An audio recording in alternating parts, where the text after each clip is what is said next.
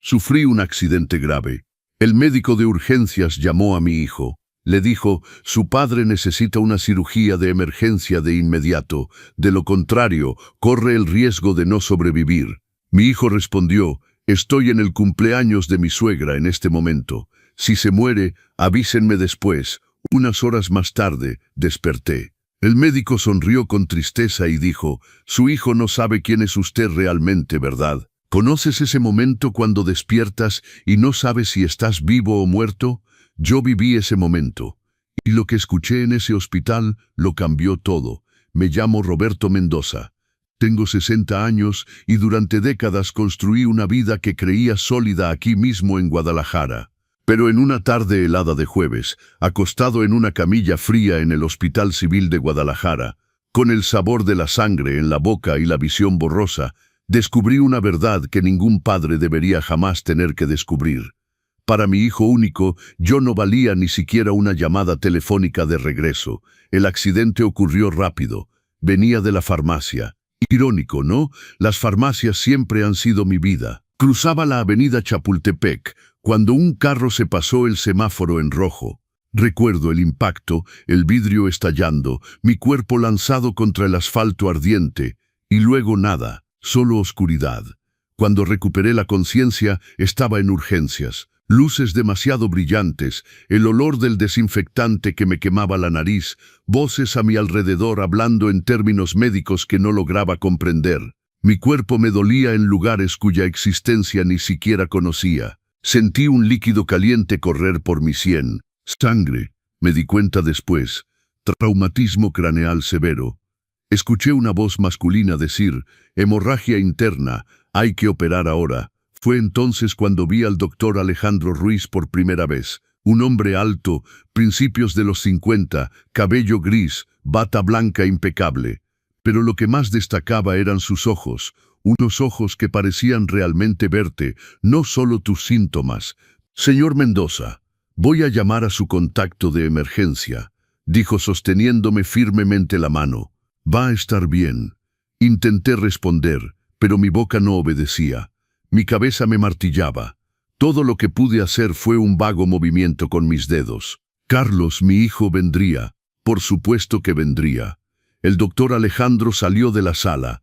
Me quedé ahí, flotando entre la conciencia y el vacío, escuchando el pitido constante de los monitores. Cada segundo parecía una eternidad. Y luego, incluso con el dolor consumiéndome, algo extraño sucedió. Mi audición se volvió increíblemente aguda, como si mi cuerpo, sabiendo que estaba al límite, quisiera darme una última oportunidad de comprender el mundo a mi alrededor. Fue entonces cuando escuché la voz del médico en el pasillo, fuerte y clara. «Aló, Carlos, soy el doctor Alejandro Ruiz del hospital. Estoy con su padre, Roberto Mendoza. Ha sufrido un accidente grave». Una pausa. «Señor, tiene un traumatismo craneal severo y una hemorragia interna. Necesita una cirugía de urgencia en los próximos 20 minutos. De lo contrario, pues, no puedo garantizar que sobreviva». Mi corazón se aceleró. Incluso débil, incluso roto, sentí una chispa de esperanza. Carlos dejaría todo, correría hacia acá. Era mi hijo único, el niño que mecí para dormirlo, el hombre que crié con todo mi amor. Y luego escuché la respuesta, «Doctor, escuche». La voz de Carlos sonaba ahogada, lejana, pero cada palabra entró en mi alma como fragmentos de vidrio. «Estoy en el cumpleaños de mi suegra en este momento. Es un evento importante. Si mi padre muere, avísenme después, ¿de acuerdo? Luego veré qué hacer». Silencio. Un silencio tan pesado que parecía aspirar el aire de la habitación. Quería gritar, quería levantarme de esa camilla y correr, pero mi cuerpo era un prisionero. Solo mis lágrimas se movían, deslizándose calientes por mis sienes, mezclándose con la sangre. El doctor Alejandro regresó a la sala. Nuestras miradas se cruzaron. Él sabía que había escuchado. Veía en mis lágrimas silenciosas el dolor que ningún medicamento podía curar. «Roberto», dijo suavemente, apretándome la mano de nuevo, «vamos a operarlo, no voy a dejar que le pase nada. Confía en mí». Parpadeé una vez, era todo lo que podía hacer. Y antes de que me llevaran al quirófano, mientras la anestesia comenzaba a atraerme hacia la oscuridad nuevamente, escuché la voz del doctor Alejandro murmurar algo que no tenía sentido en ese momento. «Respire, Roberto. Su hijo no sabe quién es usted realmente. Tal vez es hora de que lo descubra». Después de eso, solo recuerdo la nada, el vacío, y despertar horas más tarde con la certeza de que mi vida nunca más sería la misma. ¿Pero qué quería decir el médico con eso? ¿Qué era lo que mi hijo no sabía de mí? La verdad es que yo también había olvidado quién era. Y esta historia cuenta cómo lo recordé. Si quieres saber cómo un padre despreciado se transformó en el hombre que devolvió cada humillación con la fuerza que solo la verdad trae, suscríbete al canal Los Consejos del Abuelo ahora mismo. Porque lo que pasó después, nadie se lo esperaba.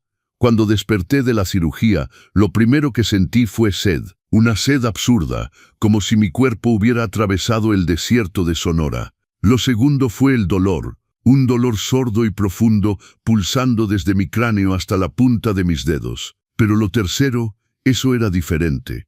Era ira, una ira fría y calculada, el tipo que no explota pero arde lentamente, reduciendo todo a cenizas.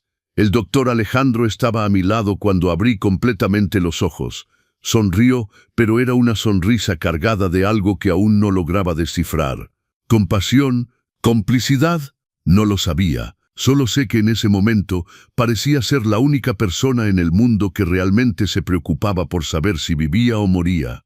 «Bienvenido de vuelta, campeón», dijo ajustando el suero en mi brazo. «La operación fue un éxito. Es fuerte, Roberto, más fuerte de lo que se imagina».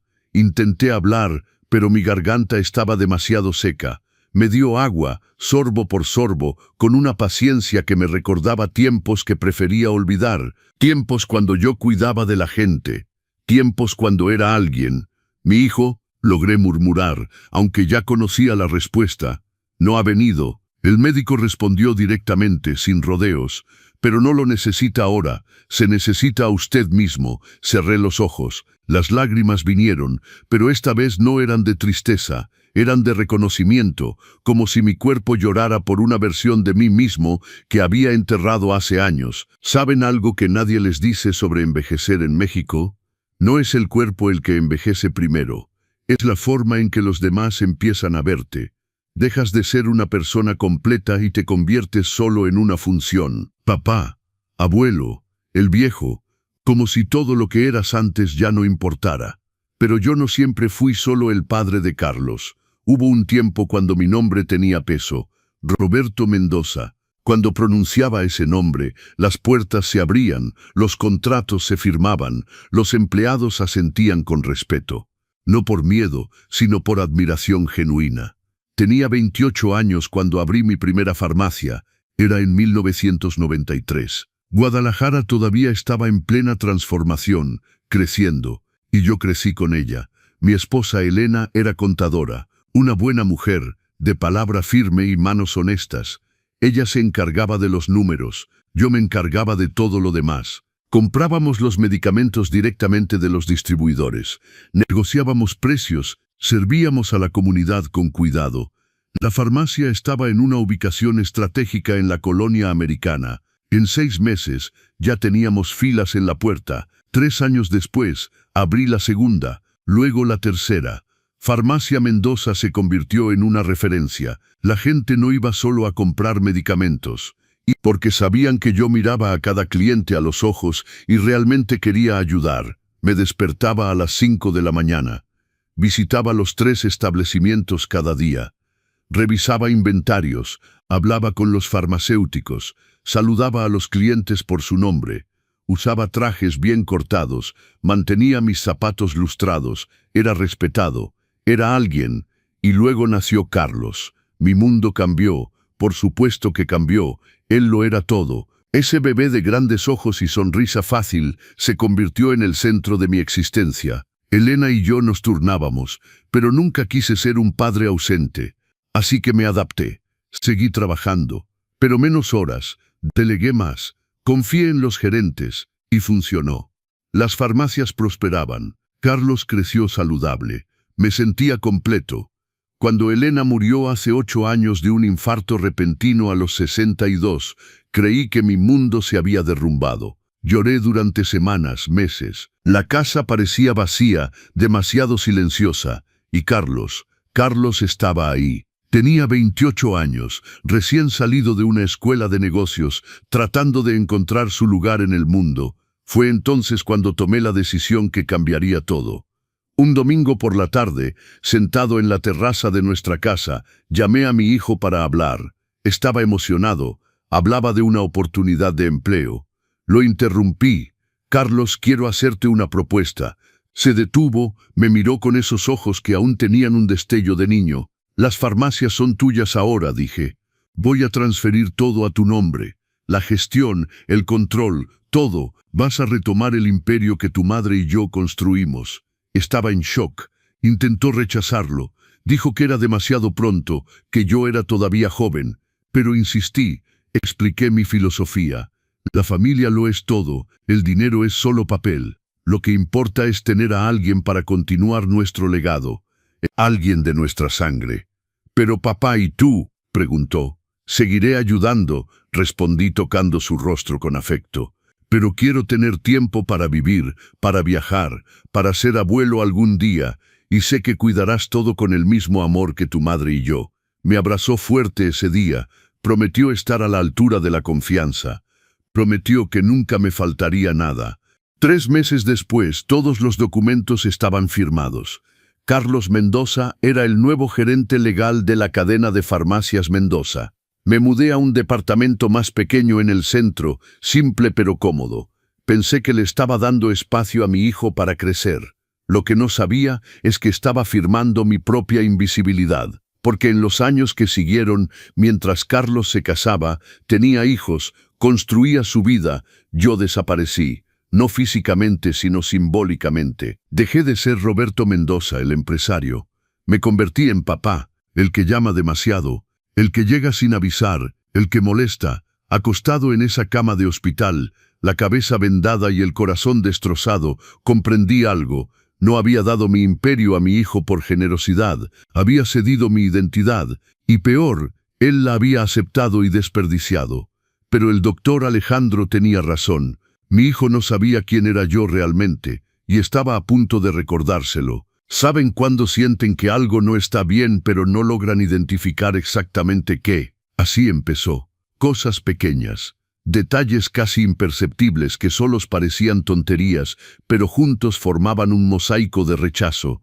Sofía entró en la vida de Carlos como un huracán disfraza de brisa ligera. Se conocieron en una fiesta empresarial hace 6 años.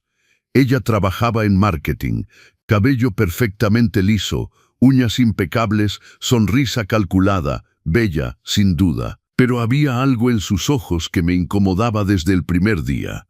Una frialdad, como si constantemente estuviera evaluando, midiendo, calculando el valor de cada persona a su alrededor. Cuando Carlos la trajo para presentármela, yo estaba preparando un almuerzo especial. Hice carne asada, ensalada fresca, las cosas que mi hijo adoraba. Puse la mesa con cuidado, coloqué flores amarillas en el centro. Sofía entró a mi departamento mirando todo con una sonrisa demasiado educada. «¡Qué lugar tan acogedor!», dijo. Y aunque no entendía los matices sutiles, sentí el veneno escondido en esa palabra, en su vocabulario. Acogedor significaba pequeño, simple, inferior. Durante el almuerzo, apenas tocó la comida, dijo que estaba a dieta, no dejaba de mirar su teléfono, mientras yo intentaba hacer conversación. Carlos, mi hijo enamorado, no notaba nada, solo tenía ojos para ella. «Papá, Sofía es increíble», dijo sosteniéndole la mano a través de la mesa. «Me hace querer ser alguien mejor». Forcé una sonrisa. Quería creer que mi impresión era equivocada, que solo era un padre celoso. Pero mi instinto gritaba, y yo como un idiota elegí ignorarlo. La boda fue 8 meses después, una gran ceremonia en un hotel elegante del centro de Guadalajara, más de 200 invitados, decoración exagerada con orquídeas blancas y doradas. Sofía usó 3 vestidos diferentes durante la velada. Sí, 3. Carlos estaba radiante, pero también tenso. Noté que consultaba a la novia antes de cada decisión, incluso las más insignificantes. Yo estaba sentado en la mesa de honor junto a su familia. La madre de Sofía, doña Remedios, era una mujer imponente. Cabello rubio platino, joyas llamativas, voz fuerte. Comandaba todo a su alrededor como una reina destronada, tratando de mantener su reinado. Y Sofía era su copia exacta, solo 20 años más joven y 3 veces más calculadora. Durante la fiesta, doña Remedios apenas me habló. Cuando lo hizo, fue para preguntar. Entonces, Roberto, escuché que tenía farmacias, pero ahora vive en un departamento pequeño. La forma en que dijo departamento pequeño, con ese diminutivo cargado de desprecio, me hirió, pero mantuve la calma. Transferí las farmacias a Carlos, respondí levantando la cabeza. Preferí simplificar mi vida. Oh, qué generoso, dijo tomando un sorbo de champán.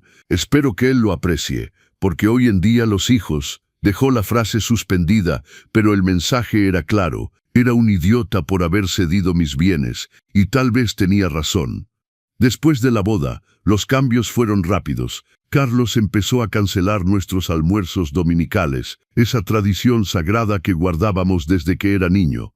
Siempre había una excusa. Sofía estaba cansada, tenían un compromiso con doña Remedios, tenían que viajar, siempre algo. Cuando nació Mateo, mi primer nieto, pensé que las cosas mejorarían. Corrí al hospital en cuanto recibí la llamada. Llevé un hermoso regalo, un móvil hecho a mano con estrellas doradas que había elegido yo mismo en una tienda para bebés.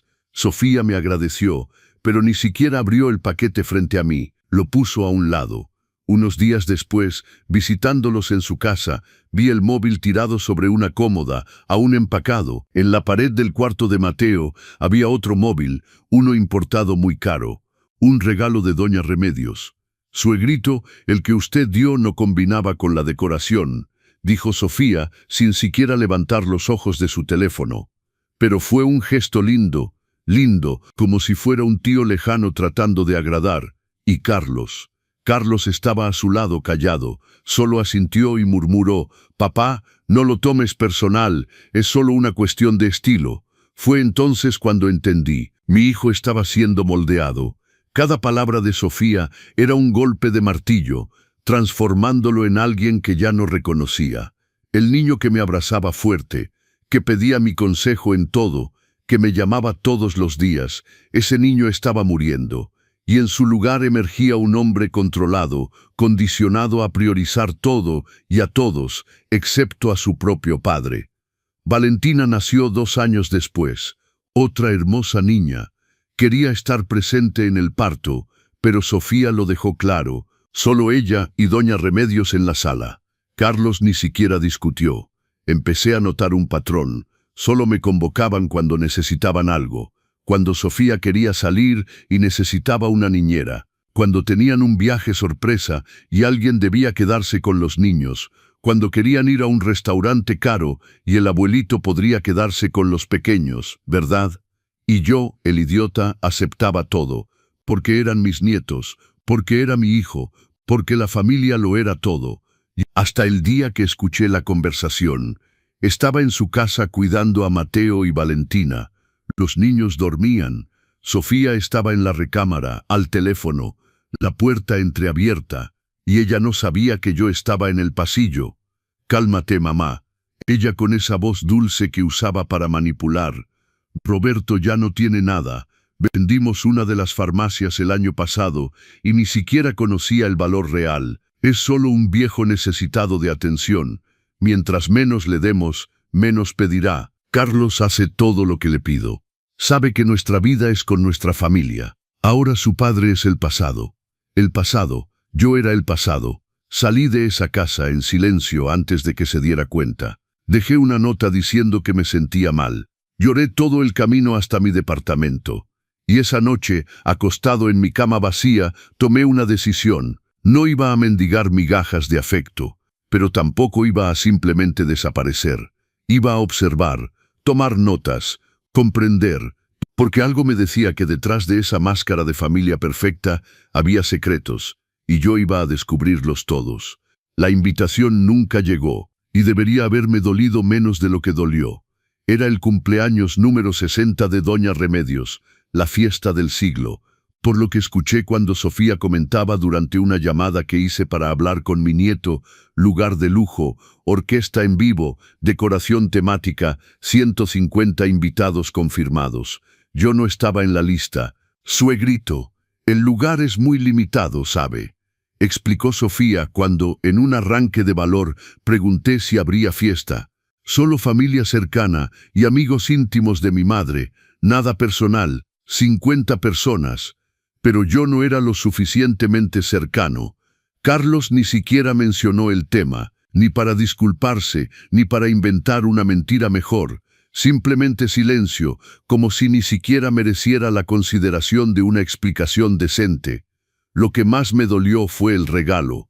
Una semana antes de la fiesta, Carlos pasó por mi departamento a recoger viejos documentos de las farmacias. Siempre había documentos que firmar, papeleo que apenas entendía, pero que él decía era procedimiento estándar. Mientras revolvía un cajón, comentó con despreocupación: «Papá, voy a regalarle un crucero a Doña Remedios, 10 días por el Caribe, todo incluido. Sofía dice que siempre ha soñado con ver las islas». Mi corazón se apretó. «Un crucero», repetí, tratando de mantener la voz estable. «Son $15,000, pero vale la pena.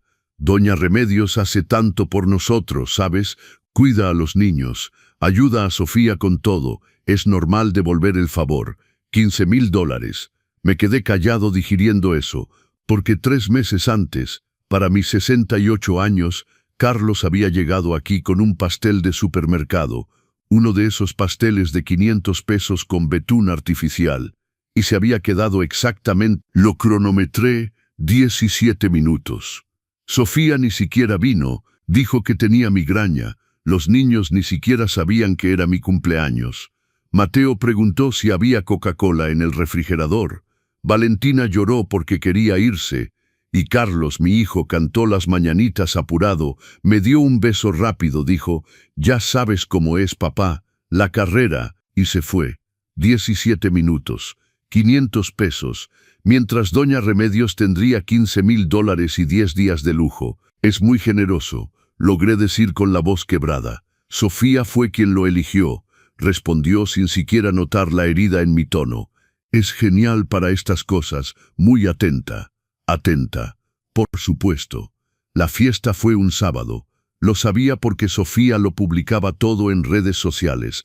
Cada momento, cada detalle, cada segundo de esa celebración.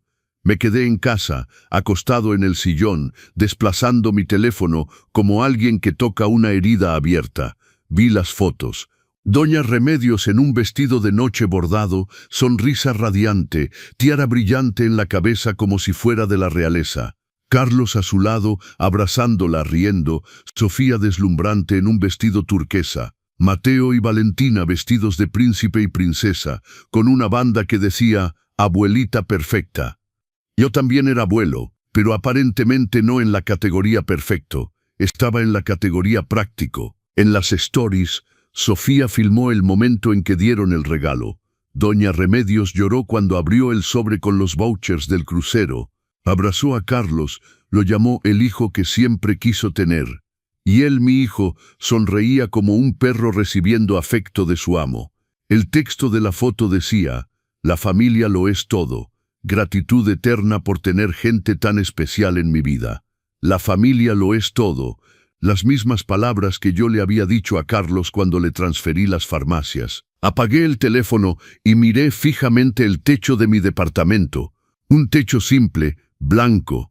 3 horas después, mi teléfono vibró. Un mensaje de Carlos: «Papá, necesito espacio. Sofía piensa que eres demasiado dependiente emocionalmente de mí. No lo tomes personal, pero es mejor que nos demos un poco de espacio por el momento. Te quiero». Leí ese mensaje 3 veces. Dependiente. Yo que había construido un imperio solo. Yo que había criado un hijo mientras manejaba 3 farmacias. Yo que había sobrevivido a la muerte de mi esposa sin derrumbarme. Yo era el dependiente. No respondí. ¿Qué podría haber dicho? ¿Mendigar atención? ¿Gritar que era injusto? ¿Llorar diciendo que me sentía tirado? Nada de eso hubiera ayudado.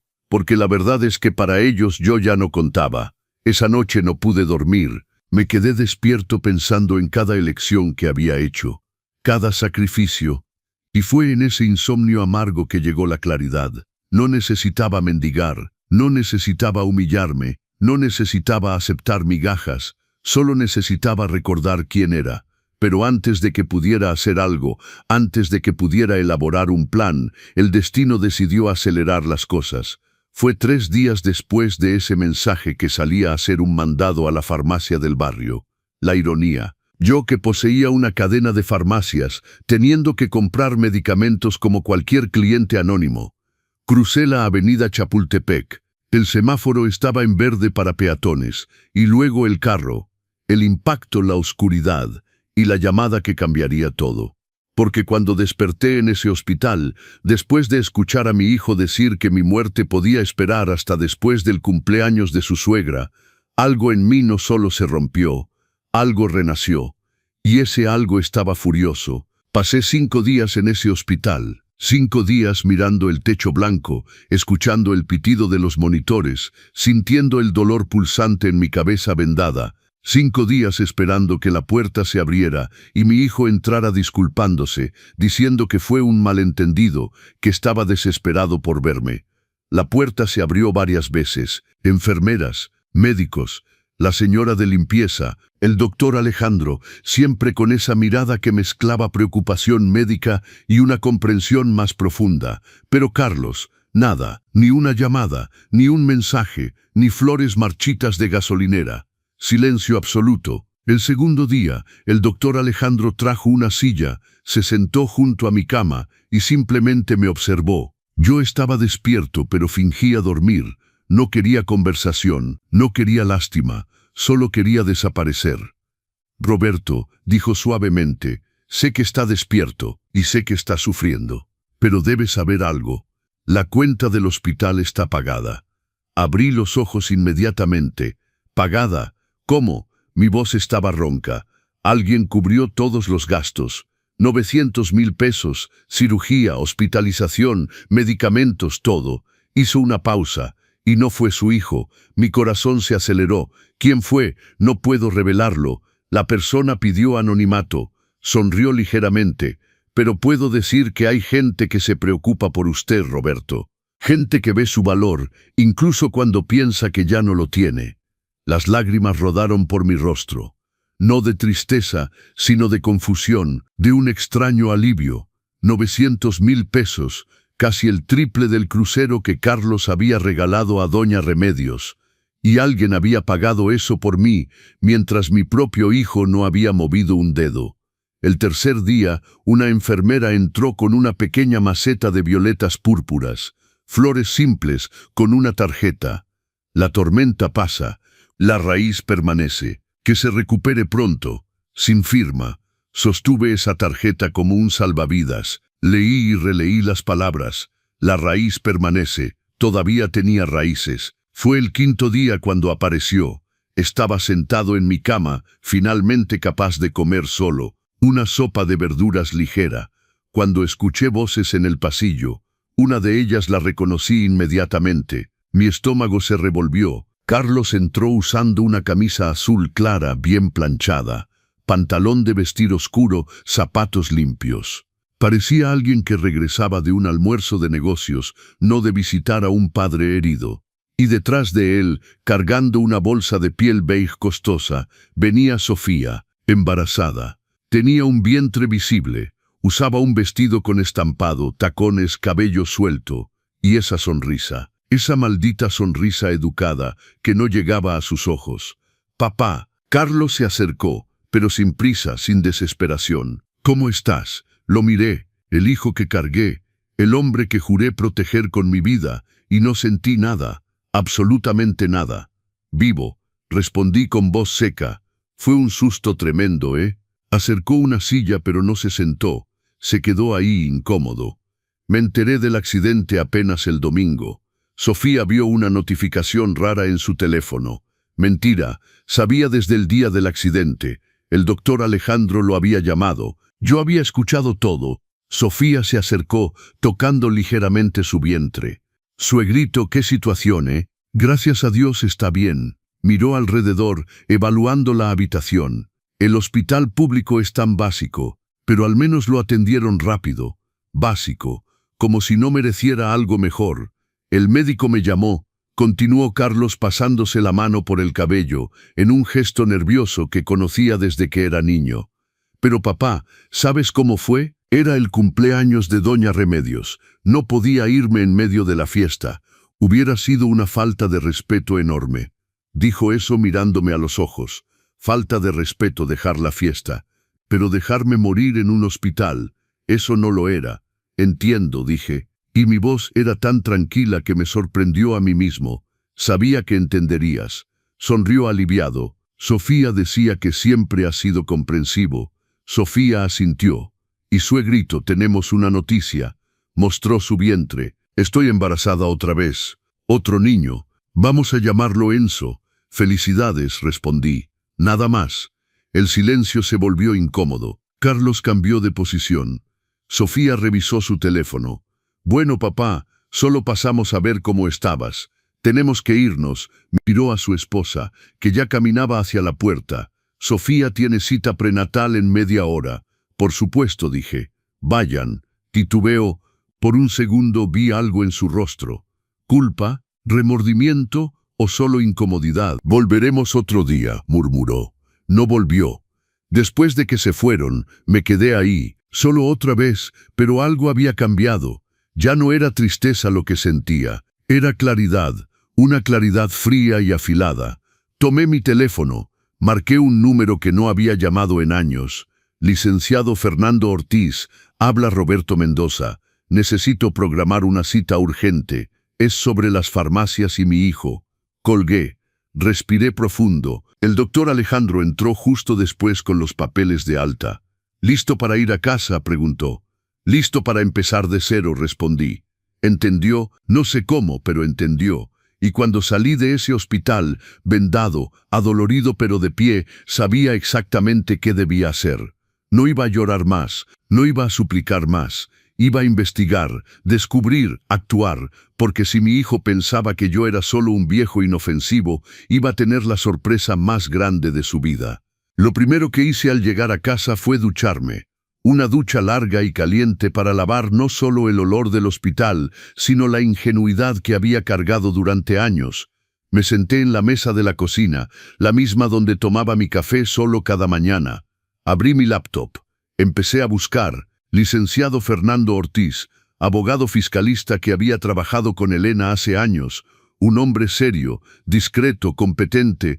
Si alguien podía ayudarme a entender qué estaba pasando con las farmacias, era él. Llamé al día siguiente, programé cita para el martes siguiente, ni siquiera hizo preguntas, solo dijo, lo espero, Roberto. Traiga todos los documentos que tenga. Durante los días previos a la reunión, rebusqué cada cajón de mi departamento. Encontré contratos viejos, estados de cuenta guardados, papeles que había firmado sin leer correctamente porque confiaba en Carlos. ¡Qué idiota fui! En una carpeta polvorienta, encontré el acta de transferencia original de las farmacias. Leí cada línea. Y ahí, escondido en términos legales, encontré la primera pepita de oro. La transferencia que hice no fue total.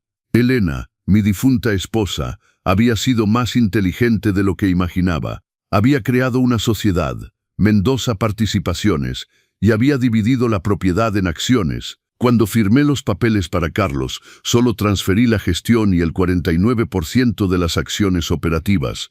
La participación mayoritaria del 51% había quedado conmigo en la sociedad. Había olvidado eso por completo. Mi corazón latía más rápido. Todavía era el dueño. Todavía tenía el poder. Pero ¿por qué Carlos nunca había mencionado eso? ¿Por qué actuaba como el dueño absoluto? La respuesta vino el martes en la oficina del licenciado Ortiz. Su oficina estaba en un edificio comercial en la zona de Minerva, piso 15. Sala grande con vista a la ciudad, mobiliario de caoba, olor a café fresco. Me recibió con un abrazo atento. Roberto, lamento mucho lo que pasó, dijo. Coloqué los documentos sobre la mesa. Se puso sus lentes de lectura y empezó a examinar todo con atención meticulosa. Mientras leía, su rostro cambió, sus cejas se fruncieron. Su boca se convirtió en una línea delgada. Después de 40 minutos de silencio, se quitó los lentes y me miró con una expresión que mezclaba enojo y lástima. Roberto, necesito autorización para hacer una auditoría completa de las farmacias, porque por lo que veo aquí, hay algo que está muy mal. ¿Qué? Mi voz temblaba. Roberto, estos estados de cuenta que trajo son de hace 4 años. Necesito los actuales, pero con base en lo que tengo aquí, y comparando con registros públicos a los que puedo acceder. Hizo una pausa. Hay movimientos financieros irregulares, transferencias sospechosas. Y Roberto, una de las farmacias fue vendida. El piso desapareció bajo mis pies. Vendida, repetí atónito. El establecimiento de Colonia del Valle fue vendido hace 2 años. Valor registrado, 24 millones de pesos. Me miró seriamente. ¿Usted autorizó esa venta? Nunca, grité. Nadie me dijo nada de ninguna venta. Entonces tenemos un problema serio. Porque la venta se realizó, el dinero entró a una cuenta registrada a nombre de Carlos Mendoza, y luego fue dividido en transferencias hacia diferentes destinos. Volteó la computadora hacia mí, mostrando una hoja de cálculo. Mis ojos recorrieron las cifras. 6 millones de pesos a una cuenta conjunta de Carlos y Sofía. 1 millón de pesos a una agencia inmobiliaria, compra de propiedad en Chapala. 2.400.000 pesos a una agencia de autos, vehículo importado. 1.600.000 pesos en inversión registrada a nombre de Remedios Sánchez. Remedios, la suegra, había invertido el dinero de mi farmacia a nombre de la madre de su esposa. Hay más, continuó Fernando. En los últimos 4 años, ha habido un desvío sistemático de utilidades. Las farmacias generan en promedio 2.400.000 pesos de ganancia neta mensual. De ese valor, aproximadamente el 40% era desviado hacia cuentas personales antes de ser oficialmente contabilizado. Hizo el cálculo rápidamente. Estamos hablando de aproximadamente 38 millones de pesos desviados en 4 años, más la venta no autorizada. En total, respiró profundo. Su hijo sustrajo algo alrededor de 50 millones de pesos que le pertenecían a usted. 50 millones. Mi hijo me había robado 50 millones de pesos. Me dio náuseas. ¿Cómo? ¿Cómo logró hacer eso sin que yo lo supiera? Porque usted confiaba en él, y porque legalmente tenía poder notarial para la gestión, solo que usó ese poder de manera criminal.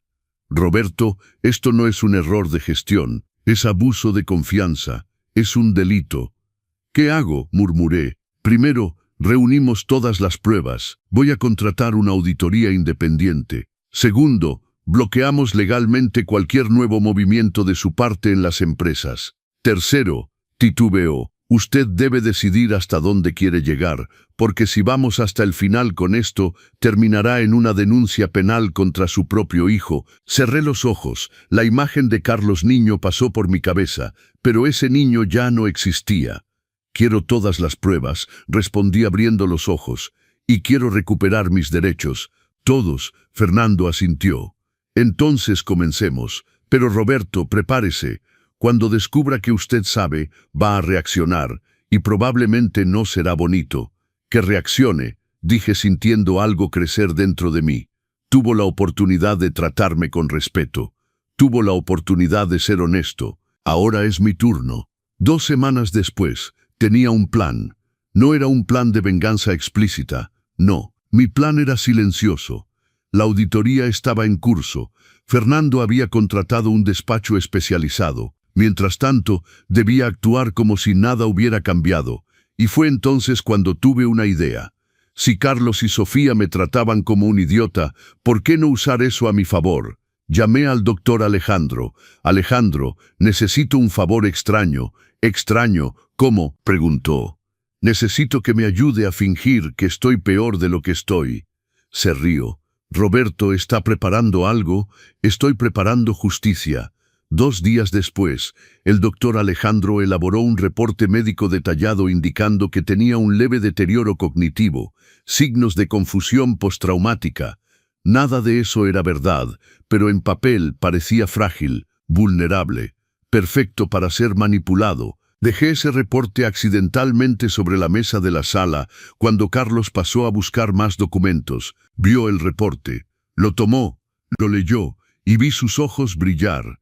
«Papá, ¿estás bien?», preguntó fingiendo preocupación. «Ay, hijo, estoy tan confundido últimamente», respondí forzando mi voz a temblar. «Olvido cosas». Mentalmente me reí. Se lo creyó. Por supuesto que se lo creyó. Esa noche, Sofía llamó. «Suegrito, Carlos me habló del reporte médico. Qué difícil. Tal vez es momento de pensar en un asilo o de arreglar las cosas. Un testamento. Un testamento. Tienes razón», repetí. «He pensado en eso, sobre todo desde que descubrí que tengo ahorros escondidos, cosas que Elena dejó que ni recordaba. Silencio al otro lado. Un silencio interesado. Ahorros, sí, una caja fuerte en el banco, y parece que mi tía Berenice, que murió hace años, dejó una propiedad a mi nombre. Dicen que vale 6 millones de pesos. Otra mentira. Tía Berenice murió sin un peso. Pero Sofía no lo sabía. «Ay, suegrito, necesita ayuda para resolver esas cosas. Carlos entiende de burocracia. Sería maravilloso», respondí. «Estoy tan perdido». 3 días después, Carlos apareció con flores. «Flores, papá, vine a visitarte». Me abrazó con atención exagerada. «Sofía dijo que estás un poco confundido». «Es verdad, olvido cosas, hijo, pero quiero dejar todo en orden para ustedes». Sus ojos brillaron de nuevo. «La codicia es fácil de identificar». «Sobre eso, papá, Sofía mencionó que tienes ahorros». «Ah, sí, quiero que me ayudes a arreglarlo. ¿Puedes revisar en el banco?» «Claro». Ya estaba sacando su teléfono. Esa semana instalé una aplicación en mi teléfono que grababa automáticamente las llamadas. Empecé a documentar todo. Grabé a Sofía al teléfono con Doña Remedios. «Mamá, ten paciencia, el viejo está perdiendo la cabeza. Cuando estire la pata, todo será nuestro. Carlos ya está consiguiendo un poder notarial completo». Grabé a Carlos hablando con un contador. «Necesito transferir ciertos bienes a mi nombre antes de que se complique. Mi padre tiene demencia temprana. Es ahora o nunca». Grabé, archivé, envié copias a Fernando. Cada palabra era otro clavo en el ataúd de su mentira. Y luego vino la cereza del pastel. Carlos me llamó todo emocionado. «Papá, vamos a cenar en nuestra casa. Sofía quiere hablar del futuro, hacer una planeación familiar». «¿Planeación familiar? ¡Qué lindo!». «Claro, hijo, pero hagámoslo aquí en mi departamento. Voy a cocinar esas lasañas que te encantan. Y debemos hablar de cosas importantes. Testamento, herencia». Aceptó inmediatamente. Fijé eso para el sábado siguiente. Pasé la semana preparando. No la comida, eso sería fácil, sino preparar la presentación, las pruebas, la verdad desnuda que iba a lanzarles en la cara. Compré un pequeño proyector, organicé las pruebas, estados de cuenta, capturas de pantalla de conversaciones, grabaciones transcritas, todo cronológico. El viernes por la noche ensayé, mi voz estaba estable. El sábado cociné las lasañas, puse la mesa con cuidado, flores en el centro. Llegaron a las 7 de la tarde, Carlos en camisa, Sofía con un elegante vestido de maternidad, ambos sonrientes, ambos hambrientos, de herencia. Cenamos, hablamos de banalidades.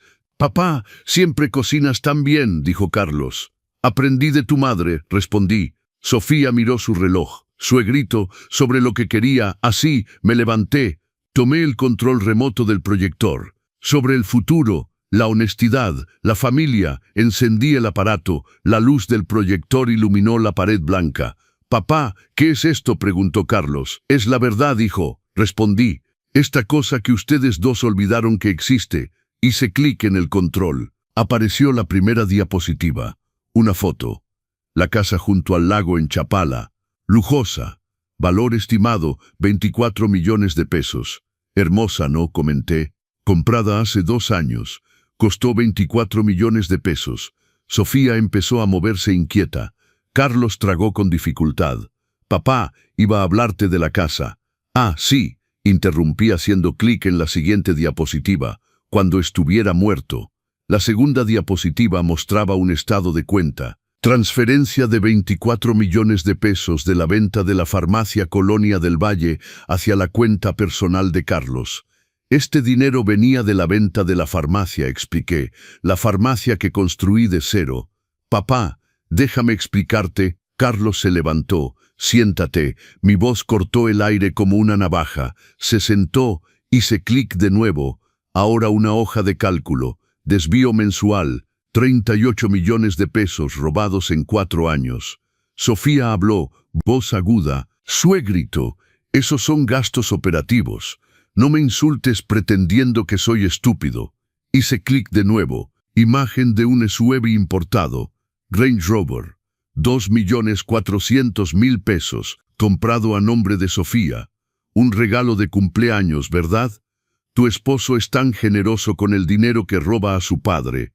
La palabra robo resonó. Carlos golpeó la mesa con la mano. No fue robo, yo gestiono las farmacias. Tengo derecho.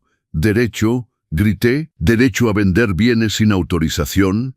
¿A desviar dinero? ¿A mentir? Hice clic con fuerza. La siguiente diapositiva los impactó. Una captura de pantalla de una conversación de WhatsApp entre Sofía y Doña Remedios. Mamá, el viejo está débil de la cabeza, es cuestión de tiempo, el dinero será nuestro. Silencio, silencio ensordecedor. Sofía palideció. ¿Continúo? Pregunté. Porque tengo más. Otra captura. Carlos con el contador, planeando hacerme declarar incapaz. Carlos se levantó tambaleándose. Papá, esto está fuera de contexto. Fuera de contexto que planeaban declararme loco para robar lo que quedaba. Las lágrimas rodaban por mi rostro ahora, de pura rabia. Tú, lo señalé con el dedo. El niño que crié. Me robas. Mamá hubiera querido que tuviéramos una vida mejor, gritó de vuelta. Doña Remedios nos ayuda tanto. Y yo, aullé, no merecía nada, ni siquiera honestidad, ni siquiera una visita al hospital. Sofía se levantó. Carlos, vámonos, está delirando. Delirar. Hice clic de nuevo. Documento oficial, auditoría completa. Esto es delirar, me robaron 50 millones de pesos. Arrojé una carpeta sobre la mesa. ¿Y saben qué más? Mi voz se volvió peligrosamente baja. Pensaban que lo había transferido todo, Carlos, pero no fue así. Tu madre era más lista, creó una sociedad holding y yo conservé el 51% de las acciones. Carlos se congeló. Sigo siendo el dueño. Tú solo eras el gerente, un gerente que roba. Sonreí sin humor. Ese tipo de gerente se despide. No puedes, comenzó Sofía. Puedo y ya lo hice. Arrojé otro documento. Notificación judicial. Carlos Mendoza es removido de la gestión. Cuentas bloqueadas. Carlos cayó de vuelta en la silla. Papá, por favor, repetí amargamente. Dijiste por favor cuando el médico te suplicó que vinieras al hospital, cuando estaba muriendo y preferiste la fiesta. Piensa en tus nietos, intentó Sofía. Pienso en ellos, dije. Los estoy salvando de convertirse en ustedes. Les di el ultimátum. Devuelvan cada centavo en 30 días o responderán penalmente. Se fueron en silencio. 3 días pasaron. Luego, una sorpresa. Carlos presentó una solicitud de tutela, afirmando que yo era mentalmente incapaz. Intentó doblar la apuesta. Pero Fernando estaba listo. Presentamos todas las pruebas. Los reportes reales del doctor Alejandro. La auditoría. Los correos electrónicos. El juez rechazó la solicitud de Carlos en 24 horas. Y luego jugamos la carta final. La cláusula de reversión en el contrato de la holding. En caso de mala gestión comprobada o desvío de fondos, las acciones minoritarias revertían al accionista mayoritario. Carlos lo perdió todo, incluso el 49% que pensaba tener. Recuperé el 100% de las farmacias y la casa en Chapala, como había sido comprada con dinero de la empresa yo la recuperó. Pero todavía había una cosa más. Fernando me mostró una transferencia de 1.600.000 pesos hacia Doña Remedios. Inversión en Café Gourmet. Carlos y Doña Remedios habían abierto un café juntos, con mi dinero. Doña Remedios era la socia mayoritaria. Decidí filtrar la historia a la prensa. Auditoría revela desvío de millones en cadena de farmacias tradicional de Guadalajara. hijo acusado de robar a su padre, sin nombres pero todos sabían. Los socios de doña Remedios descubrieron que su capital inicial era dinero robado, la sacaron del negocio, la familia perfecta se derrumbó. Carlos me llamó, destrozado. «Papá, ¿qué hiciste? Mi reputación está arruinada». «Bien», respondí, «ahora sabes lo que se siente. Sofía está pidiendo el divorcio. Dice que soy un fracasado. Tiene razón, pero puedes cambiar». Exigí que devolviera todo. Vendió los carros, vació sus ahorros, devolvió lo que pudo. Sofía lo dejó, llevándose a los niños. Dolió, pero era necesario. Si este contenido te está gustando y quieres saber cómo termina esta increíble historia de redención, no olvides suscribirte al canal Los Consejos del Abuelo, porque lo que viene después te va a sorprender aún más.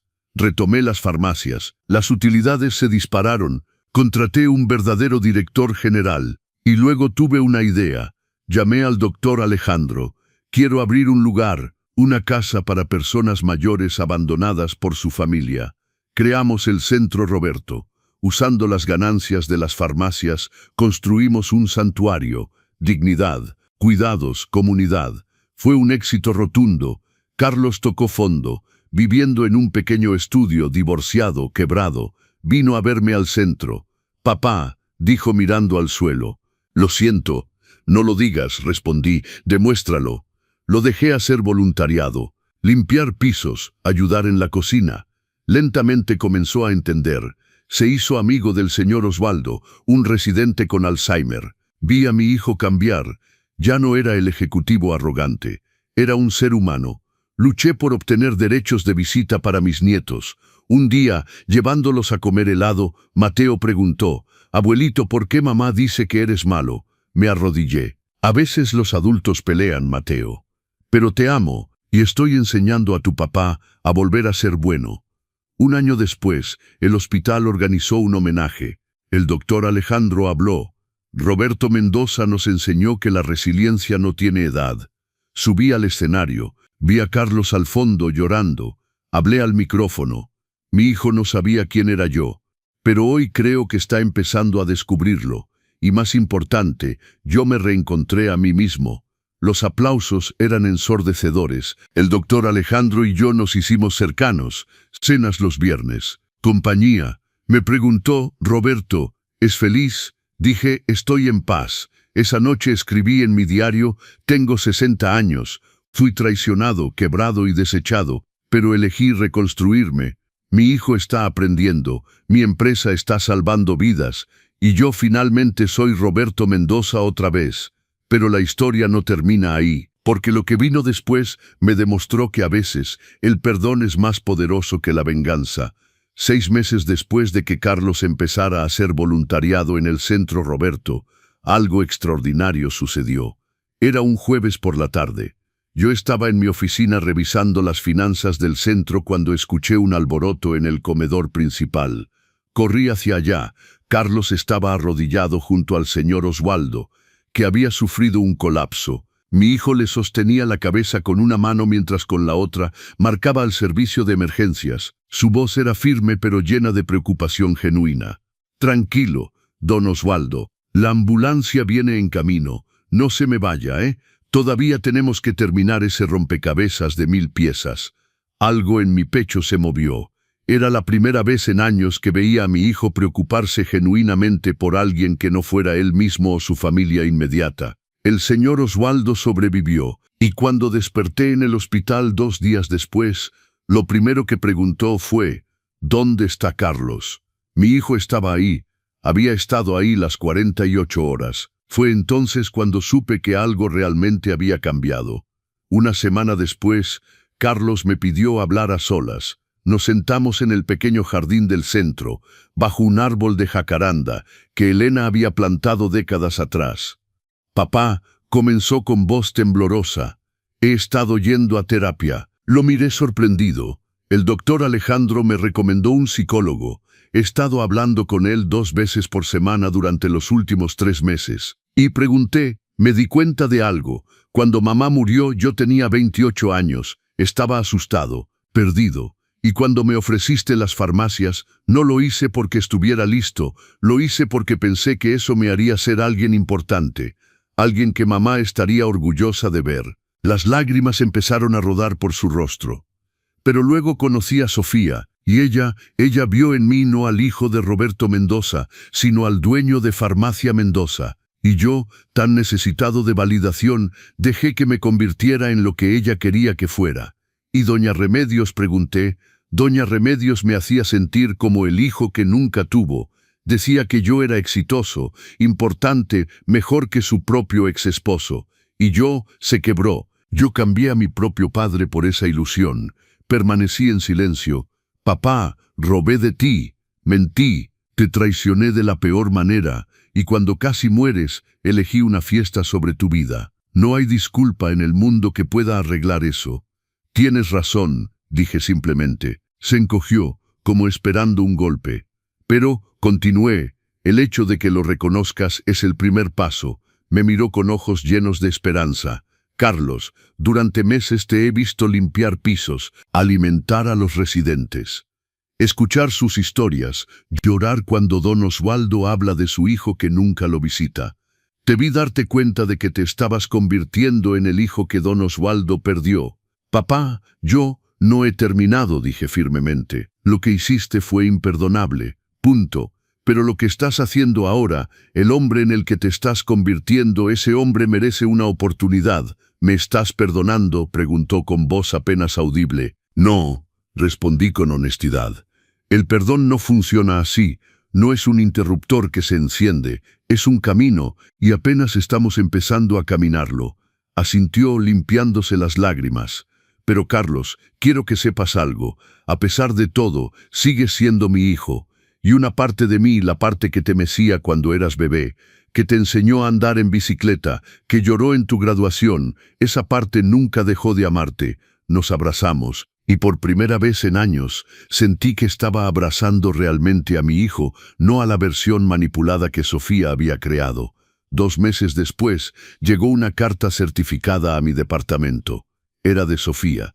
Pedía reunirse conmigo, decía que era urgente y que tenía que ver con los niños.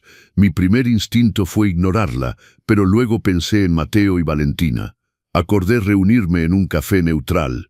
Un lugar público. Llegó puntual pero diferente, sin maquillaje excesivo, ropa simple, cabello recogido en una cola de caballo, y su tercer embarazo ya muy avanzado. Roberto, dijo al sentarse. No, suegrito, solo Roberto. Sofía, respondí neutralmente. Gracias por venir, sé que no tengo derecho a pedirle nada. Esperé en silencio. Carlos me ha estado enviando dinero para los niños. No mucho, lo que puede de su sueldo del voluntariado, pero lo hace religiosamente cada 15 días. Y pregunté, ¿y cada vez que viene a recoger a los niños los fines de semana que le tocan, les habla de usted? Les cuenta historias de cuando era pequeño, de cómo usted construyó las farmacias de la nada, de cómo su abuela Elena y usted eran un equipo. Sintió algo moverse en mi pecho. Mateo me preguntó el otro día, «Mami, ¿por qué ya no vemos al abuelito Roberto?» Y yo no supe qué responder. «Podrías decirle la verdad», dije fríamente, que su madre me consideraba un viejo molesto. Se encogió. Merezco eso y más. Sacó un sobre de su bolsa. «Esto es para usted. Son cartas que Mateo y Valentina escribieron». Bueno, Mateo escribió, Valentina hizo dibujos, pero Carlos dice que debo entregárselas. Abrí el sobre. 3 hojas de papel. La primera era de Mateo, con su letra infantil. «Querido abuelito Roberto, papá dice que estás enojado. Yo también me enojo a veces, pero te extraño. ¿Puedo visitarte? Prometo portarme bien. Te quiero, Mateo». La segunda era un dibujo de Valentina.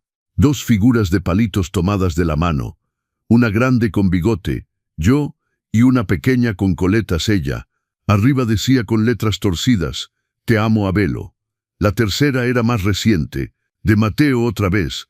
«Abuelito, papá me llevó al centro Roberto. Vi a los abuelitos ahí. Papá dice que tú los cuidas porque algunos no tienen familia. Yo quiero ayudar también. ¿Puedo? Papá dice que cuando seas tú grande viejito yo voy a cuidarte. Yo dije que sí. Te extraño. Las lágrimas cayeron sobre el papel, manchando la tinta. Sofía habló en voz baja.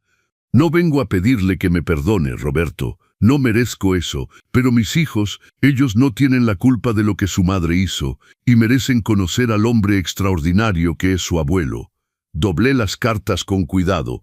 ¿Por qué ahora, Sofía? ¿Por qué después de todo? Suspiró profundamente. Porque estoy en terapia también. Porque mi madre, doña Remedios, resultó ser tan manipuladora conmigo como yo lo fui con Carlos. Porque el café quebró y ella me culpó. Porque me di cuenta de que estoy criando a mis hijos para que valoren el dinero sobre las personas. Y porque se quebró. Porque estoy a punto de tener otro hijo, solo, aterrada. Y me di cuenta de que alejé a la única persona que podría haberme enseñado lo que realmente significa la familia. No puedo ser esa persona para ti, dije firmemente. Lo sé, respondió, pero tal vez podría ser esa persona para Mateo, Valentina y Enzo. Cuando nazca, Enzo, repetí, el nombre que habían elegido para el bebé. Carlos dijo que si usted está de acuerdo, le gustaría que fuera el padrino. Que este bebé, a diferencia de los otros dos, creciera conociendo a su verdadero abuelo desde el principio. Permanecí callado por un largo momento. No confío en ti, Sofía, y probablemente nunca lo haré completamente. Asintió, aceptando la verdad. Pero mis nietos no tienen la culpa, y tampoco la tiene ese bebé que está por nacer. Sus ojos se iluminaron. Bajo una condición, continué. Nada de mentiras, nada de manipulaciones. Y si alguna vez intentas alejar a esos niños de mí otra vez, no habrá segunda oportunidad. Entendido, dijo rápidamente. Y otra cosa, Carlos está reconstruyendo su vida, ladrillo por ladrillo. No vas a sabotearlo, no vas a arrastrarlo de vuelta a esa vida de apariencias y gastos excesivos. No lo haré, prometió. Honestamente, Roberto, ese Carlos, el que está ahora, es mejor hombre de lo que fue cuando estábamos casados. Tenía razón en eso. El siguiente sábado, Mateo y Valentina vinieron al centro Roberto. Mateo tenía 8 años ahora, Valentina 6. Corrieron hacia mí en cuanto me vieron.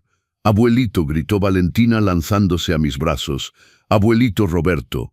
Mateo me abrazó fuerte. «Te extrañé tanto». Lo sostuve a ambos, sintiendo un dolor agridulce en el pecho. «Yo también los extrañé, mis amores». «¿Es verdad que cuidas abuelitos aquí?», preguntó Mateo mirando alrededor. «Así es, puedo conocerlos. Los llevé al comedor principal. Los presenté con don Osvaldo, con doña Marta, que siempre estaba tejiendo, con don Felipe, el exmaestro que contaba historias maravillosas. Mateo y Valentina estaban fascinados. «Abuelito», susurró Mateo jalándome la manga. «¿Podemos venir cada semana? Quiero aprender a jugar dominó como don Felipe». «Claro que sí, mijo». Valentina estaba sentada junto a doña Marta, aprendiendo a tejer. Miré a mi alrededor, mi hijo en la cocina preparando meriendas para los residentes, mis nietos interactuando con los adultos mayores, el centro lleno de risas y vida, y me di cuenta de algo. La venganza me había devuelto mi dignidad, pero el perdón me estaba devolviendo mi familia. No la familia perfecta, no la familia sin cicatrices, pero tal vez, solo tal vez, una familia real. 3 semanas después, Sofía dio a luz. Un niño sano de 3 kilos 400 gramos. Enzo Roberto Mendoza. Cuando Carlos me llamó desde el hospital, su voz temblaba de emoción. «Papá, ¿puedes venir? Sofía pregunta por ti. Y yo quiero que conozcas a tu nieto». Llegué al Hospital Civil de Guadalajara, el mismo hospital donde casi muero. Pero esta vez entraba para celebrar vida, no para pelear por ella. En la habitación, Sofía se veía cansada pero en paz. Carlos estaba junto a ella, sosteniendo al bebé. «Papá», dijo con lágrimas en los ojos, «conoce a Enzo». Tomé al bebé en mis brazos, tan pequeño, tan perfecto, tan lleno de posibilidades. «Hola, Enzo», susurré. «Soy tu abuelo, y voy a estar aquí para ti. No como estuve para tus hermanos. Esta vez lo haré bien». Sofía habló suavemente. «Roberto, sé que no merezco su perdón, pero le agradezco que les esté dando a mis hijos la oportunidad de conocerlo. No lo hago por ti», dije honestamente. «Lo hago por ellos. Y por mí». porque me di cuenta de que pasé tanto tiempo peleando por mi dignidad que casi olvido por qué vale la pena tenerla. Carlos se acercó. Papá, hay algo que quiero preguntarte. ¿Qué? El centro Roberto está creciendo. Estamos pensando en expandirnos, y me preguntaba si considerarías dejarme trabajar ahí, no como gerente, no en administración, solo como asistente. Quiero aprender de ti otra vez, como cuando era niño. Lo miré fijamente. ¿Estás dispuesto a empezar desde abajo, a cobrar un salario modesto, a que te diga qué hacer? Sí, respondió sin dudarlo, porque finalmente entendí algo. No necesito un imperio para ser alguien, solo necesito ser un buen hombre, y el único hombre que puede enseñarme eso eres tú. Le extendí mi mano. Bienvenido al equipo, hijo. Nos dimos la mano, y luego nos abrazamos. No era un final perfecto. Todavía había dolor, todavía había cicatrices, pero era un comienzo. Si has llegado hasta aquí en esta historia, no olvides suscribirte al canal Los Consejos del Abuelo y activar la campanita para no perderte el final de esta increíble historia de redención y familia. Pasaron 6 meses desde que Carlos comenzó a trabajar en el centro Roberto. No fueron meses fáciles. Hubo días cuando lo vi llegar temprano, quedarse hasta tarde, hacer trabajos que antes hubiera considerado por debajo de él.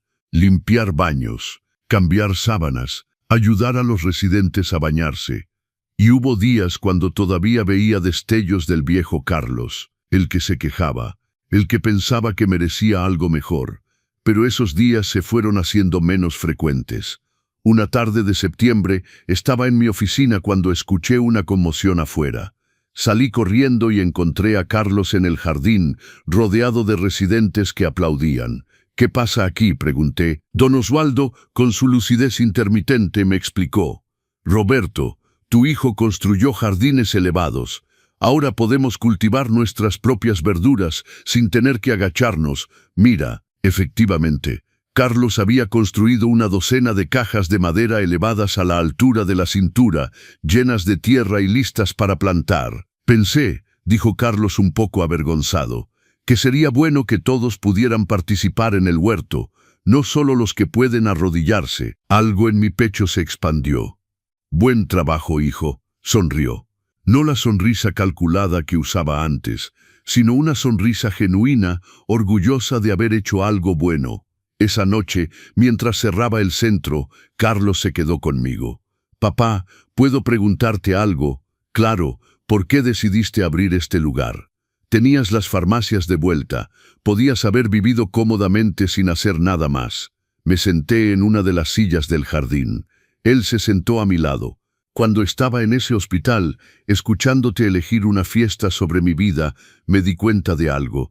No es que no importara para ti, es que me había vuelto invisible. Asintió en silencio y entendí que eso les pasa a muchos adultos mayores. Se vuelven invisibles para sus familias, para la sociedad, como si el solo hecho de envejecer los hiciera menos valiosos. Como don Oswaldo, dijo Carlos, su hijo nunca lo visita. Exacto, como don Oswaldo, como doña Marta, cuyos nietos no conocen su nombre. Como don Felipe, que fue maestro durante 40 años y ahora nadie recuerda sus lecciones. Pero tú los recuerdas, dijo Carlos suavemente. Los veo, corregí. Y este lugar existe para que otros también los vean.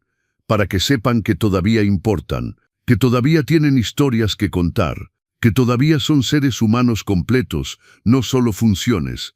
Carlos guardó silencio por un momento. Papá, durante años pensé que el éxito era tener dinero. Tener una casa grande, tener un carro importado, impresionar a la gente. Y ahora sé que el éxito es que don Oswaldo recuerde mi nombre en sus días buenos. Es que doña Marta me enseñe a tejer. Es ver a Mateo y Valentina aprendiendo que el valor de una persona no está en lo que tiene, sino en lo que da. Me limpié una lágrima. Carlos, ¿sabes qué es lo más difícil de ser padre? ¿Qué? Es amar tanto a tu hijo que estás dispuesto a dejarlo caer si es la única forma en que aprenderá a levantarse solo. Se volteó hacia mí. Durante años, continué, te di todo. Pensé que eso era amor, pero lo que realmente hice fue robarte la oportunidad de descubrir quién eras sin mi dinero, sin mi nombre, sin mi imperio. Papá, déjame terminar. Cuando te quité las farmacias, cuando te dejé tocar fondo, fue lo más difícil que he hecho en mi vida, porque cada fibra de mi ser quería rescatarte. Pero si lo hubiera hecho, nunca hubieras descubierto que podías rescatarte a ti mismo. Tenías razón, dijo con voz quebrada. Necesitaba caer, necesitaba perderlo todo para darme cuenta de que nunca tuve nada real. Nos quedamos sentados en silencio, viendo el atardecer pintar el cielo de naranja y rosa. Papá, dijo finalmente, ¿alguna vez vas a poder perdonarme completamente? Pensé cuidadosamente antes de responder. No lo sé, Carlos. El perdón es complicado. Hay días cuando te veo con los residentes y siento que todo está perdonado. Y hay días cuando recuerdo ese momento en el hospital y el dolor vuelve como si fuera ayer. Asintió, aceptando la honestidad. Pero aquí está lo que sí sé, continué. Te amo. Siempre te he amado. Y estoy orgulloso del hombre en el que te estás convirtiendo. No del hombre que eras, sino del hombre que estás eligiendo ser ahora. Se abrazó a mí y lloró. Lloró como no lo había hecho en años, y yo lo sostuve como cuando era niño. 2 semanas después, llegó una invitación inesperada. La Asociación de Empresarios de Guadalajara quería honrarme con un reconocimiento por su trayectoria empresarial y su contribución al bienestar de los adultos mayores de la comunidad. Mi primer instinto fue rechazarlo. No necesitaba reconocimientos. No había hecho esto por premios, pero el doctor Alejandro me convenció. Roberto, no es por ti, es por el centro, es visibilidad, es que otros empresarios vean que cuidar a nuestros mayores es valioso, que inviertan, que repliquen el modelo. Tenía razón. La ceremonia fue en el Hotel Fiesta Americana, un salón elegante lleno de empresarios en trajes caros y vestidos de diseñador. Me sentía fuera de lugar, pero entonces vi quién estaba sentado en mi mesa. Don Oswaldo, luciendo un traje que claramente había sido de sus días de profesor universitario. Doña Marta, con un vestido morado y su mejor sonrisa. Don Felipe con corbata y todo. Y Carlos con Mateo y Valentina. ¿Qué hacen todos aquí?, pregunté sorprendido. Perdernos tu gran momento, dijo don Oswaldo con un guiño. Ni muerto. Carlos se acercó.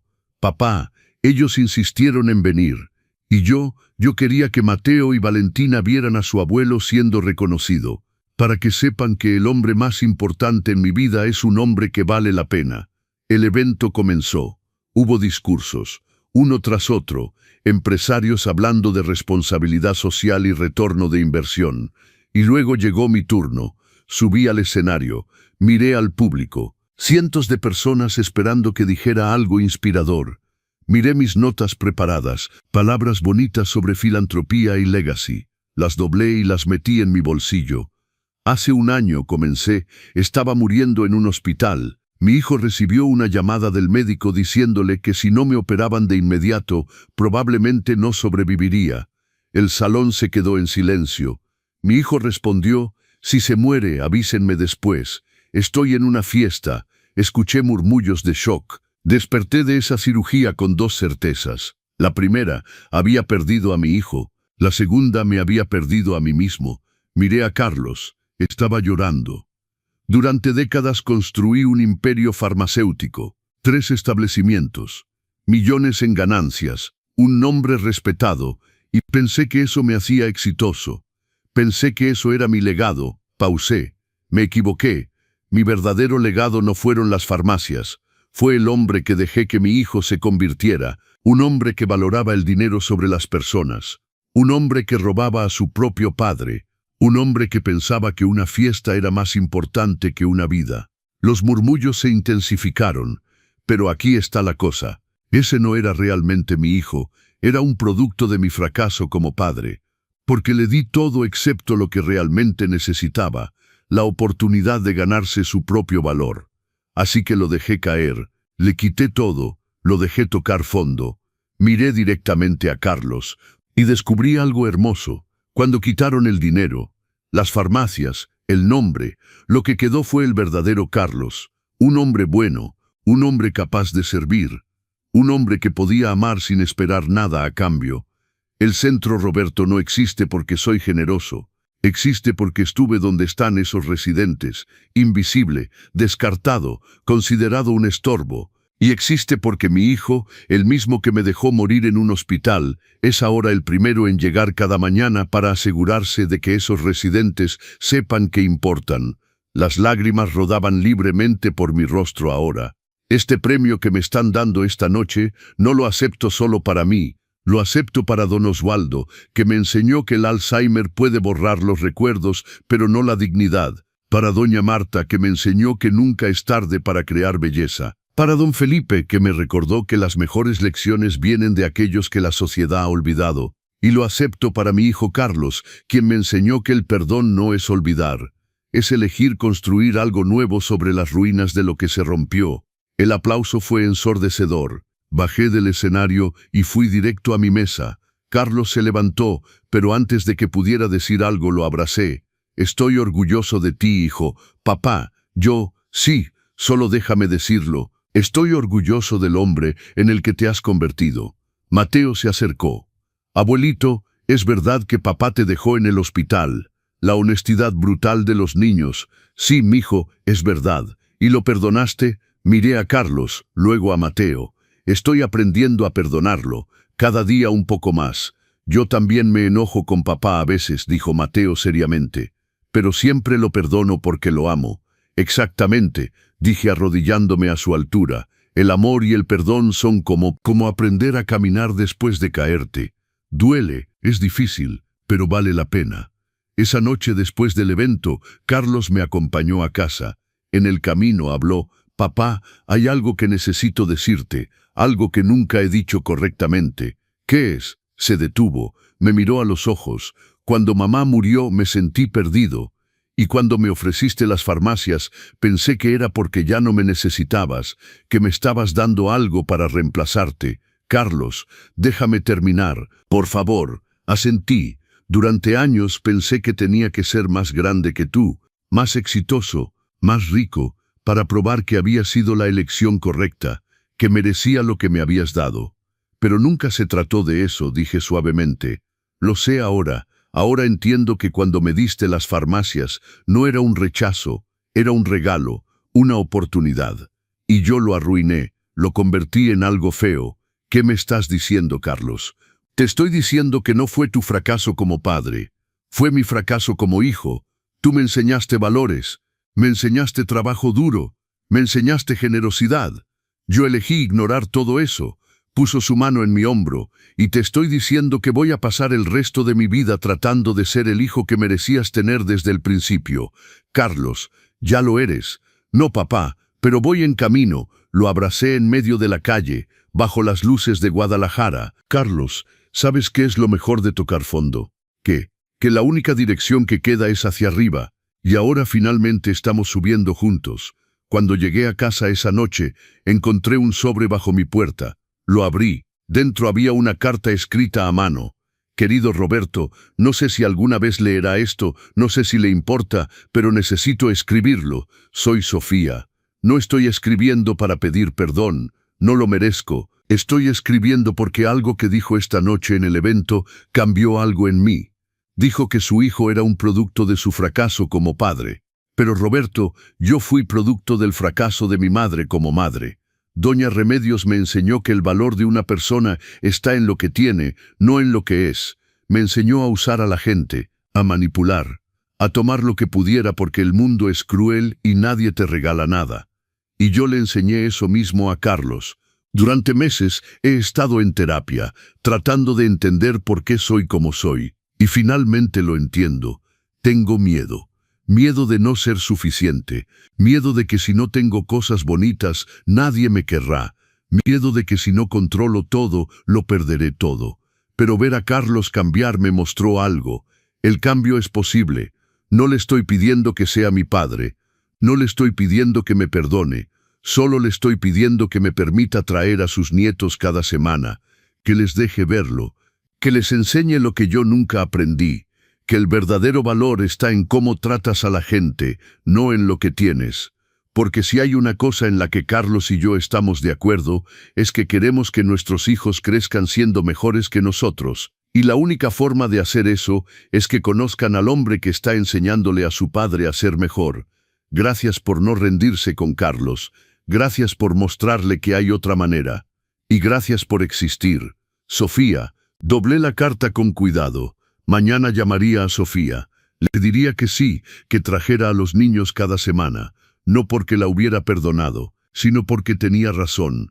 Los niños merecían algo mejor. Y tal vez, solo tal vez, todos merecíamos una segunda oportunidad. Incluso aquellos que pensábamos que no la merecían.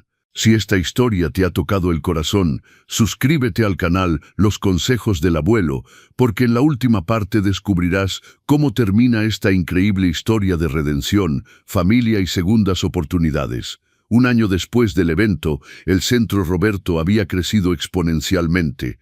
De 15 residentes iniciales, ahora teníamos capacidad para 45. Habíamos contratado personal médico de tiempo completo, terapeutas ocupacionales e incluso un psicólogo geriátrico.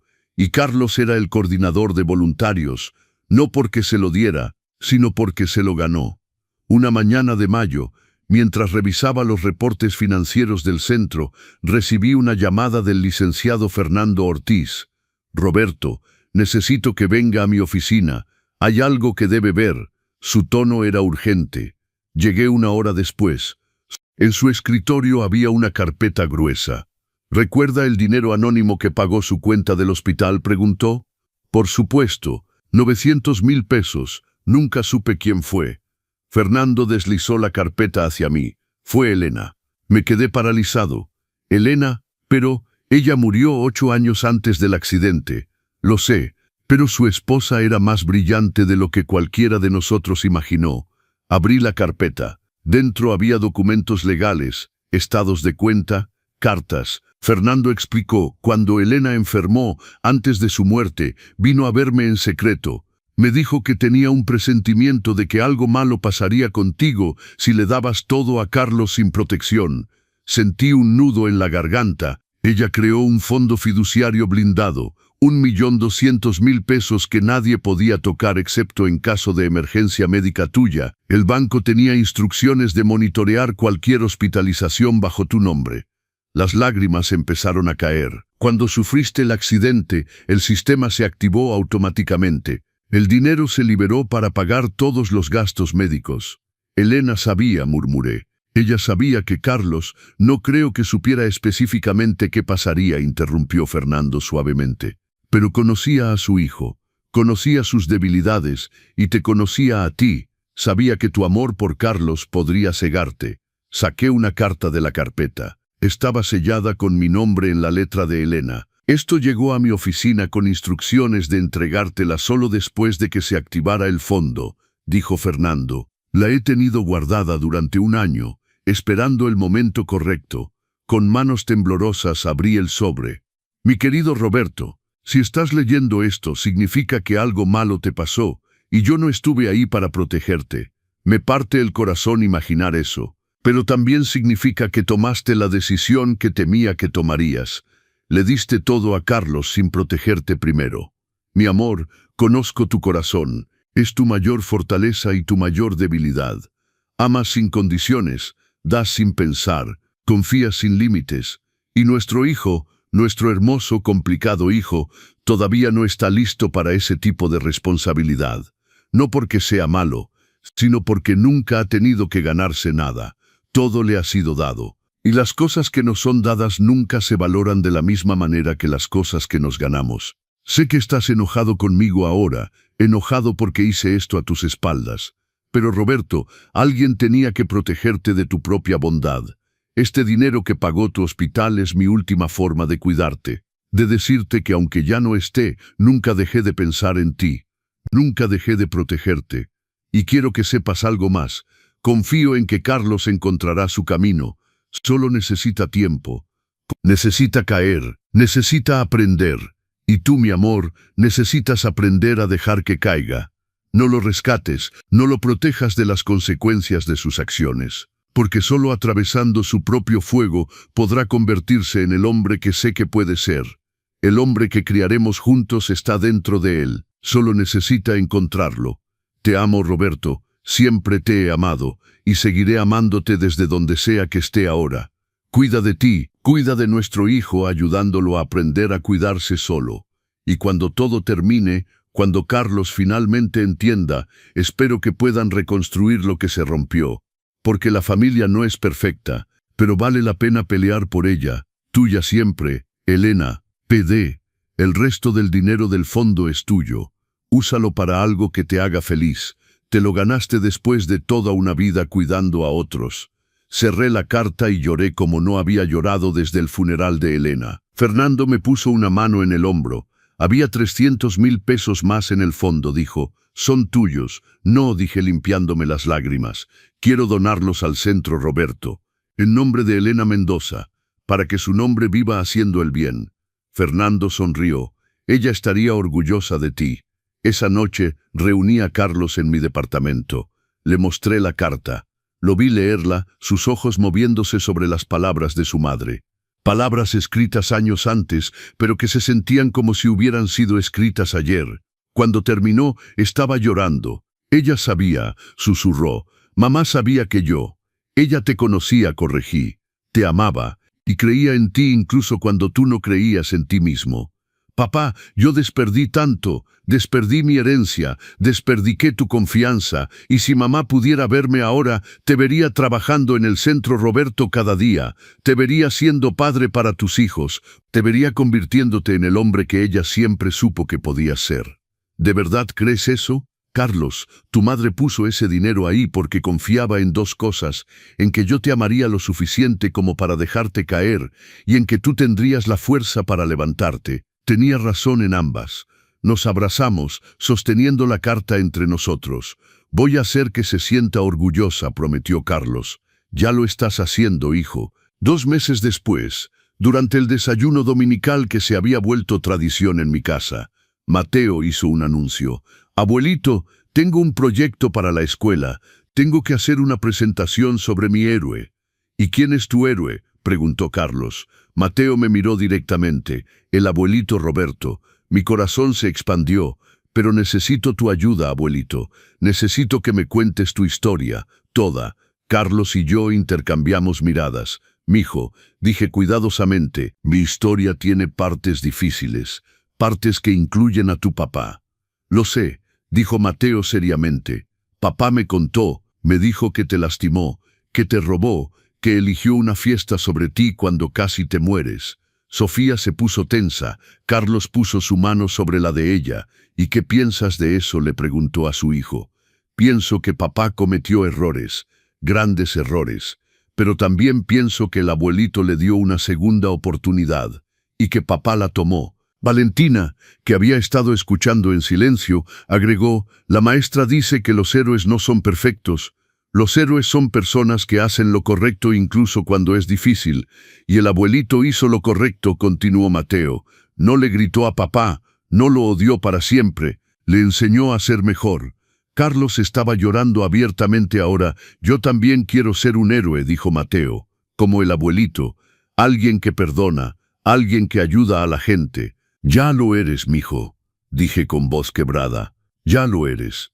Esa semana, ayudé a Mateo con su presentación, le conté mi historia, las partes buenas y las partes malas, la construcción de las farmacias, la pérdida de Elena, darle todo a Carlos, la traición, el accidente, la recuperación, el Centro Roberto y el perdón. El día de su presentación, toda la familia fue, Carlos, Sofía, Valentina, el pequeño Enzo ya caminando, y los residentes del Centro Roberto. Mateo subió al frente de su clase de 4º año y habló con una confianza que me recordó a su abuela Elena.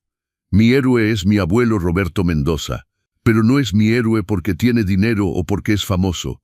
Es mi héroe por algo que hizo que fue más difícil que cualquier otra cosa. Pausó dramáticamente. Perdonó a mi papá. Escuché a algunos padres murmurar. Verán, continuó Mateo, mi papá le hizo algo muy malo a mi abuelo. Le robó, lo lastimó, y cuando el abuelito casi se muere, mi papá no fue a verlo. Carlos se encogió en su asiento, pero Sofía le apretó la mano. Si eso me pasara a mí, yo estaría muy enojado. Probablemente nunca perdonaría a esa persona. Pero mi abuelito es diferente. Él dice que el perdón no significa que lo que pasó esté bien, significa que no vas a dejar que lo que pasó te destruya. Mi abuelito pudo haber odiado a mi papá para siempre, pero en cambio le dio una oportunidad de cambiar, y mi papá cambió. Mateo sacó fotos. Ahora mi papá trabaja en el Centro Roberto, un lugar que mi abuelito construyó para cuidar de abuelitos que están solos. Cada día mi papá ayuda a gente que necesita ayuda, igual que el abuelito, y eso me enseñó algo. Los errores no te definen. Lo que haces después de los errores es lo que te define. Mi abuelo Roberto es mi héroe porque me enseñó que todos merecemos segundas oportunidades, incluso las personas que nos lastiman, especialmente las personas que amamos. La clase aplaudió.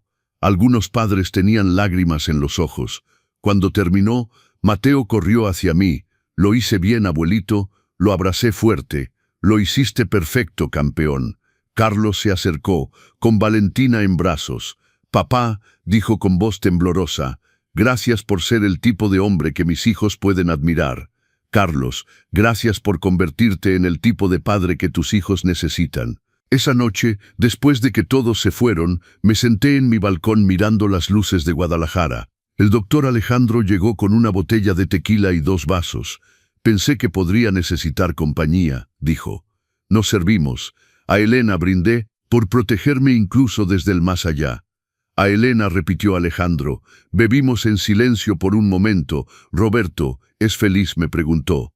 Pensé cuidadosamente antes de responder. ¿Sabes, Alejandro? Durante mucho tiempo confundí la felicidad con la ausencia de dolor. Pensaba que para ser feliz todo tenía que estar perfecto.